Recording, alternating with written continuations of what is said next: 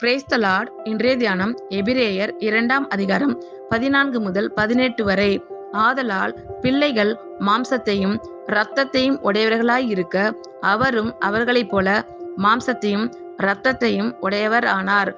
மரணத்துக்கு அதிகாரியாகிய பிசாசானவனை தமது மரணத்தினாலே அழிக்கும்படிக்கும் ஜீவ காலமெல்லாம் மரண பயத்தினாலே அடிமைத்தனத்திற்கு உள்ளானவர்கள் யாவரையும் விடுதலை பண்ணும்படிக்கும் அப்படியானார். ஆதலால் அவர் தேவதூதருக்கு உதவியாக கை கொடாமல் ஆபிரகாமின் சந்ததிக்கு உதவியாக கை கொடுத்தார்.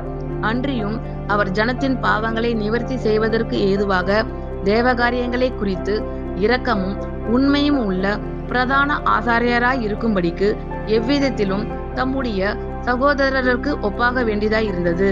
ஆதலால் அவர் தாமே சோதிக்கப்பட்டு பாடுபட்டதினாலே அவர் சோதிக்கப்படுகிறவர்களுக்கு உதவி செய்ய வல்லவராய் இருக்கிறார். ஆமென். கர்த்தர் உங்கள் அனைவரையும் ஆசீர்வதிப்பாராக. God bless you all.